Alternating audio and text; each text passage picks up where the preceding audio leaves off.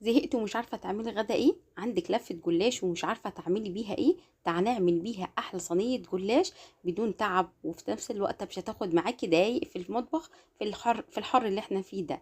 تعالى نعمل مع بعض صينية جلاش بواقي التلاجة اللي موجودة عندك. واحلى حاجة فيها ان انت ممكن تحطي فيها اي حشوة موجودة عندك. قبل ما ابتدي الوصفة احب اعرفكم بنفسي، انا اسمي اميرة داود، دي القناة بتاعتي. لو لسه ما اشتركتيش في القناة اشتركوا في القناة وفعلوا الجرس عشان يجيلكم كل جديد. ولو الفيديو عجبكم لايك وشير. نقول كده بسم الله ونبتدي نعمل الوصفة الخطيرة دي. اول حاجة بجيب الخضار اللي موجود عندي. هاتي كده طماطمتين تلاتة على حسب الصينية، انا الصينية بتاعتي 40 في 40. فجبت كده لفتين من الجلاش. ممكن تعملي صينية 30 في 40 او مثلا 30 في 30، هتاخد منك كمية اكتر اقل من الكمية اللي انا هقطعها دي. جبت كده 3 طماطميات او 4 حبات من الطماطم، قطعتهم مكعبات صغيرة. وجبت كمان فلفل الوان او فلفل اخضر رومي زي ما انتم شايفين، برضو بقطعه قطع صغيرة. اهم حاجة تقطعي الخضار بتاعك كله قطع صغيرة. عندك سجق برضو بس لازم تسلقيه الاول. عندك بسطرمة، ممكن جبن، بس زي ما انت عاوزة. هقطع كده الخضار بتاعي وحطيت ميكس الجبن بتاعتي، ممكن تعمليها بميكس جبن بس. وعندي السجق بتاعي قطعته برضو مكعبات صغيرة، وتبلتها ببابريكا وفلفل اسود ورشة بسيطة جدا عشان الجبن والسجق فيه نسبة ملح. هقلبهم كويس جدا. وكده انا حضرت الحشوة بتاعتي جنب كده. جبت لفة الجلاش بتاعتي وابتديت ان انا افردها في طبق كده كبير، وابتدي ان انا احط عليها فوطة. بعد كده جبت الصينية بتاعتي كبيرة 40 في 40. ممكن تستخدمي قلتلك صينية 30 في 30، تستخدمي بس لفة جلاش. انا استخدمت هنا في الوصفة لفة ونص، لفة نص كيلو. ابتديت ان انا ادهن كده. جبت كمية 4 معالق من السمنة او سمنة على زيت. ابتديت ان انا ادهن السمنه زي ما انتم شايفين. وبعد كده بحط اول طبقه من الجلاش على حسب ما هتاخد منك اول طبقه، وما بين كل طبقه وطبقه بدهن كده دهنه بسيطه من السمنه والزيت اللي على بعض. بعمل كام طبقه بقى؟ بعمل 3 طبقات من الجلاش فوق بعض كده، ما بينهم كده ماده دهنيه. بعد كده بشيل الصينيه عشان البورد بتاعي هبتدي ان انا استخدمه بعد ما بخلص 3 طبقات كده في الصينيه قدامكم. ببتدي ان انا اجيب اول طبقه وافردها كده على البورد بتاعي عشان ابتدي ان اعمل القوارب كده اللي هبتدي هحشي فيها الخلطه بتاعتي.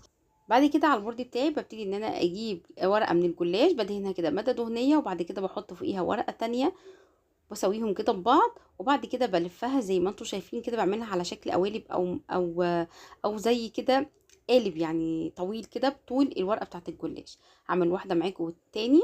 بجيب اول طبقه اول ورقه من الجلاش وادهنها واحط فيها ورقه تانية، وابتدي ان انا اعملها بالشكل اللي انتم شايفينه ده، وارصها في الصينيه بالشكل اللي انتم شايفينه ده. مفيش اسهل من كده. بعد كده بجيب الحشوه بتاعتي وابتدي ان انا اعدي كده 4 صفوف من الجلاش، وابتدي ان انا احط الحشوه بتاعتي زي ما انتم شايفين. بعد كده 3 او 4، وبعد كده ببتدي ان انا احط الحشوه كده ما بينهم. طبعا هي كلها مدهونه سمنه، الرقات كلها مش هحتاج ان انا هدهنها سمنه خالص. ببتدي ان انا اخلص كل الحشوه كده زي ما انتم شايفين. احط الحشوه كده ما بين الجلاش. عايزه اقول لكم طعمها حلو جدا. ممكن تعمليها بصدور الفراخ، ممكن تعمليها بجبس جبن، ممكن تعمليها باللحمه المفرومه زي ما انت عاوزه. بجد تحفه. خلصت كل الكميه بالشكل ده، هدخلها الفرن على درجه حراره 180. هقعدها الاول 5 دقايق علشان هعمل لها خليط التسقيه. خليط التسقيه عشان الصينيه بتاعتي كبيره.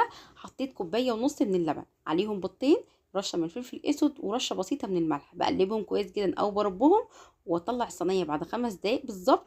ليه انا ما حطيتهاش الاول تسقيه؟ علشان الجلاش عندي يشد شويه عشان ما يطلعش معايا معجن في البدايه. هخلص كل خليط التسقيه واساوي كده، واحاول ادخل كل خليط التسقيه في الجلاش وادخله الفرن لحد لما يديني لون احمر من الحروف كده ومن فوق. وبتطلع معايا خطيره. بسلكها كده الحروف بسكينه، وبعد كده ببتدي ان انا اقطعها وتتقدم سخنه، طعمها وريحتها يجنن. بجد خطيره. خليط التسقيه ده حلو جدا جدا، وفي نفس الوقت عدها طراوه، وفي نفس الوقت متماسكه جدا الجلاش، وطعمها كده خطير. وما وقفتيش في المطبخ كتير وعملتي احلى غدا سريع بدون بقى ما نعمل جنبه اي حاجه تاني خالص. جربوها، ممكن كمان تنفع للعشاء. شايفين الطراوه بتاعتها بجد خطيره. جربوها وان شاء الله هتعجبكم. يا رب النهارده تكون الوصفه عجبتكم. هتوحشوني الفيديو الجاي. استودعكم الله، والسلام عليكم ورحمه الله وبركاته. مع السلامه.